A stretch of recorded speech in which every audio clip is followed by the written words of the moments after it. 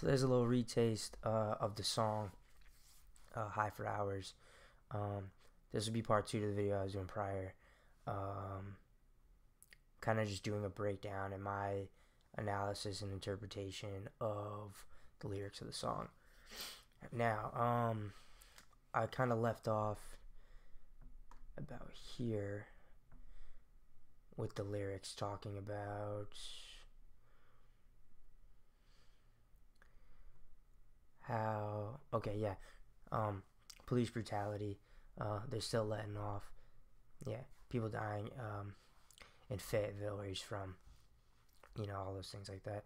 I want to be crystal clear about my position on police officers, military, and the like. I profoundly respect and support our troops, our police officers, public servants, all those brave men and women. So I in no way ever want to feel like I'm disrespecting them or whatever. However, with that being said, I'm also the person that can acknowledge mistakes being made, corruption, and what's right and what's wrong. And I acknowledge that they're human beings, and the position and the things they do and the things that they're supposed to do, are different than what a lot of them actually do. And I do believe that firmly that the majority of those people are good and they do what's good for themselves and their families, our country, and the rest of us. And I think that is important to have, and you can have that and still feel that way and be critical of situations like Tamir Rice, Trayvon Martin, and all these other awful situations that have been happening for so long, because they are human, and that's the thing I just want to make crystal clear. I have many friends in the military. I respect it immensely, so I just want to make that clear. So where else? Talking about how he used to go to Texas in the summer with his father, how he would kind of see the same things that he would see in Fayetteville, in terms of, like, obviously racial profiling, police brutality, racism, all those kinds of things. And he says, so now it's fuck the government. I totally get that line. And I think my interpretation of it, it obviously seems very straightforward. But I don't think J. Cole is the kind of person who is anti-government. And I think if you listen to his music, you'll kind of understand that. I think he feels similar to how I feel, which is it's not about being anti-government or even hating the government, but we all know that the government, the people who run it, politicians, the system is broken, it's corrupt, and it's not operating the way that it's supposed to. So I think when he says fuck the government, it's, we're talking about those things. I think I honestly even believe, and I can't say this universally, especially in hip-hop and certain artists, but I think even like NWA, like, fuck the police, and all that stuff. I think that it's a very blanket statement, and I think there is like a lot of anti-police rhetoric in hip-hop, but sometimes the intent isn't always to generalize and say we hate all police. And I think that is one thing that, some artists maybe aren't clear enough about, but I also think that we have to remember that this is like a reaction to these kinds of unjust things. And I mean, it's anger, emotion, and all that kind of stuff. But even in fuck the police, it's like, we know now, like, they didn't really mean fuck all police. But when you come up in a community where you're being profiled, your friends are being killed and unjustly arrested and, put into prison and all of these things, you see the police through a different lens. And I think that's really where this comes from. And that's something important to kind of make a distinction between and about. So, oh yeah, and, he's saying they don't give a fuck. And that's true. People just don't give a fuck. And that's the whole point. we want to make people care. And unfortunately, that's the problem we're having, is trying to make people do that. We have the hook here. Type of shit to make you want to let go. So this is kind of just a song, to get, just to think. He just wants you to think, like, that's about these things. He went and spoke with the president. That's crazy. Asked him a question. He kind of talks about, basically how the president basically is like, there's stuff I want to change, but my hands are tied.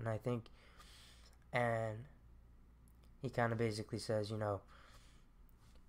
you're in the chair, man. Like, you know what's going on. Do something about it. And the president's like, I can't, politics, whatever. And I think that's another, that speaks to the prior lines, like, about fuck the government and all that stuff. Like, the political system is supposed to be working for us and for our benefit, for everyone's benefit. And we're just seeing that even the president, the person who's supposed to have the most power in this country, can't change these things. He doesn't have the authority to just change these things at the drop of a hat, and that's a hard thing. That's why it's so hard for us to get anywhere. And I mean, that's also why we can't really trust these people, because we feel like they're just kind of dusting off the issues and we're not finding common ground. I like these lines. Change is slow, always has been, always will be. So, he's basically saying, obviously, like we need to just persist. We need to, unfortunately, we have to be patient, but don't give up, basically. And I really agree with that. I think we know that change is generational, and I think there's always, like, usually strong pushback, to these kinds of, like, new ideas or even old ideas that are still relevant that people are so against. Racists, don't want to let us move forward. People, that have old ways of thinking don't want to let us move forward. And unfortunately, we have to wait, sometimes for an entire generation or second or third generation after that, to really start seeing some substantial progress. Now, the third verse is really what I really want to get into, because this is something very, very profound, I think, the way he thinks. And I've thought about these things before. So he basically starts talking about how, people always want to scream revolution, like, especially people like Antifa, anarchists, it's kind of like, we need revolution, tear down the system, blah, blah, blah, blah. And I mean, we've already established, that the government is corrupt. We can't trust these motherfuckers. I mean, that's obvious. Everybody almost universally feels that way, for the most part, unless you're just completely, oblivious. But I think we've seen, like, he starts talking about how, we all kind of know that history is cyclical. Things cycle back. And even when, an empire, a civilization starts, gets built up, power gets condensed into a smaller group of people, or, even just one person, whether it be aristocrats, kings, queens, kingdoms, royal families, whatever it is, governments, presidents, dictators, whatever it is, it winds up getting to that, we kind of always gravitate to that point where somebody gets too much power and the masses don't have enough and it gets taken from them, or, they get tricked, or that's just, I don't know what it is, but that's kind of just the way that things tend to happen. Then too much power is condensed at the top. People are not getting enough. They revolt, tear it down, rebuild, and it happens again. And it just comes over and over and over again. And that's not, and I think the point is, like, it's not that there are always certain individuals, that are innately evil or greedy or whatever, though that may be true for some people more than others, obviously. But I think that what he's saying is that all humans are susceptible to the same vices. Even as noble as you are still corruptible. And when we're put into these positions, at least without knowing our history, we're just going to keep doing it over and over and over again. And I think the point is that a lot of people have the misconception that tearing down the government and physically, like a coup d'etat or whatever it is, and then rebuilding it is going to solve our problems. And unfortunately, that resolution is only temporary. And though we may have made progress, we're still perpetuating a cycle. And I think what he's saying is basically we need to internalize the revolution. Start looking at our history, reading these books, learning from the things we're seeing over and over and over and over and over again, and change ourselves in the way we think, the way we treat people, not just necessarily who we physically put into office and the way thinking that they're going to govern and change things, because we're all susceptible, like I said, to those same things, those same vices, those same behaviors, and we need to start internalizing our struggles and reform ourselves from the inside and start raising our kids that way and teaching them these lessons.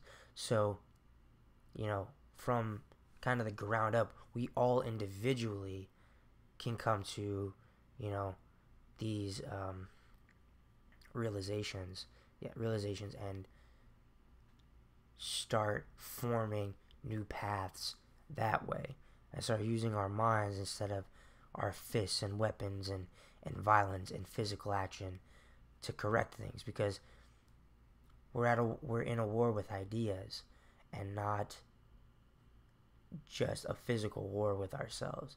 We're past that point. I think he's basically saying we need to learn from that. And that's pretty much all I wanted to cover. That's pretty much it for the most part. I think this is a phenomenal song. I think, not everybody might agree with everything in this song, but I think it's a great different way to kind of look at that and look at this issue. And I honestly agree. I don't think that physical revolution is necessarily the way anymore. And I think that the Constitution and things like that are proof of that. We put things in documents and we learn. Even our forefathers, so many years ago, kind of had these basic things figured out and laid the blueprint for us, so that way we have something to go back and reference to when we fuck up. And obviously we need to, make changes to that because of modern struggles and things like that. But those are the kinds of things, new established, enlightening, revolutionary ideas, as opposed to physical and even violent revolution and replacement of figures in power. And I think that that's something, and I know it sounds so cliche, love conquers all, and, change yourself, be a better person, but it sounds so cliche and it's so overdone. But at the same time, I think that we don't take it seriously, and we don't understand fully how powerful that really is. So thank you guys so much. Look forward to making more videos. Please comment, let me know how I did, and I hope everyone likes this kind of thing that I'm doing. And please just make recommendations for me, give me feedback, let me know how you feel about it. So peace out, guys. See y'all next time.